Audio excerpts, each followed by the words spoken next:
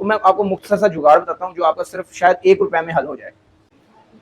अस्सलाम वालेकुम दोस्तों, कैसे हैं आप देख रहे हैं बिजनेस टूल 360। मैं हूं मोहम्मद यासिर महमूद। ये देखें, ज़रा फोकस करें। ये एरर बहुत कॉमन होता है चैंग होंग रूबा की फ्रिज में या किसी और फ्रिज में ना, मोस्टली ये एरर आता है E1 एरर। ठीक है, तो आज आपको इसका बहुत ही ज़बरदस्त और सस्ता सोल्यूशन बताने वाला हूँ। तो आपने वीडियो एंड तक देखनी है। मैं आपको बताऊंगा कि इस एरर की वजह क्या है और इसको हम कैसे सॉल्व कर सकते हैं। इससे ना फ्रिज काम नहीं करती, फ्रिज बंद हो जाती है वो एरर की वजह से। अब चलते हैं, मैं बताता हूँ आपको इसकी वजह क्या है।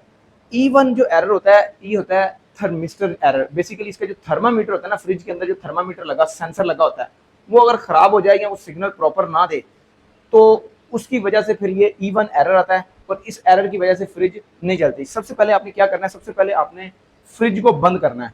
ठीक है, ये मुकम्मल तौर पर बंद करके इसका स्विच उतार देना है।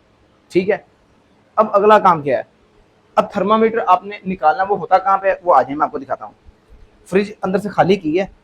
अब देखें, ये देखें, मैं बताता हूँ, इधर जरा गौर करें। यहाँ पर थर्मामीटर होता है। ठीक है, इसमें इसकी बड़ी फिटिंग बनाई होती है।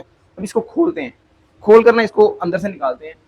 ये 4 पेच हैं, आसानी से खुल सकते हैं, कोई इतनी टेंशन नहीं है।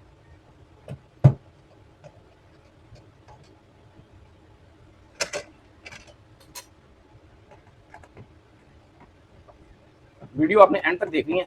आपको मैं सारा तरीका बताऊंगा कि आप किस तरह से चला सकते हैं और अपने पैसे कैसे बचा सकते हैं।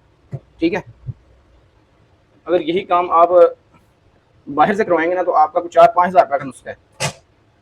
तो ये देखें, मैं कितने आसानी से आपको बताता हूँ, कितने आसान तरीके से। इसके पीछे ना पाइप होती है, इसका बेसिकली कूलिंग पैड है। तो इसको बड़े एहतियात से आपने ऐसे करना है। ठीक है, ये देखें, इसे बड़े एहतियात से आपने निकालना है। ये सेंसर आ गया। ठीक है, ये सेंसर है। ठीक है, इसके पीछे इसके वो होते हैं क्लम्प। ये क्लम्प को बड़े एहतियात से, पीछे से तार हिल ना जाए, तार टूट के ज़्यादा मसला बन जाए। ये चेक करें, इसको दबाना है आपने, इधर से पकड़ना है, बड़े एहतियात से आपने ये क्लम्प खींच लेना है। ठीक है, ये चेक करें।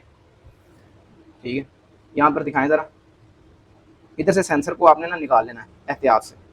ठीक है, अब इसका ना 1-2 तरीके ये भी हैं कि आप देखें, इस इधर इधर गौर करें, इधर 2 इसके लगे हुए हैं टर्मिनल्स। ठीक है, मुमकिन है कि आपको नजर आ जाए, दिखाओ, ये देखें,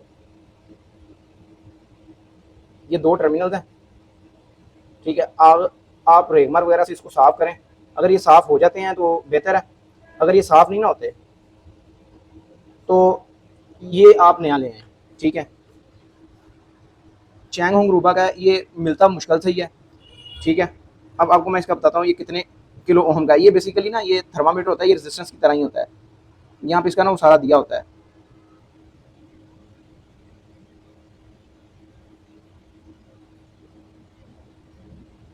अगर आपको ये आसानी से मिल जाता है, ये आपने लगाना है तो आपका काम हो जाएगा।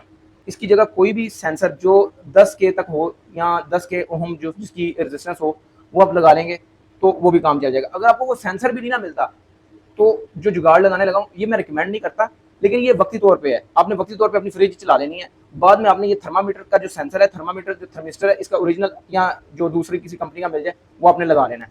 तो मैं आपको मुख्तसर सा जुगाड़ बताता हूँ जो आपका सिर्फ शायद ₹1 में हल हो जाए।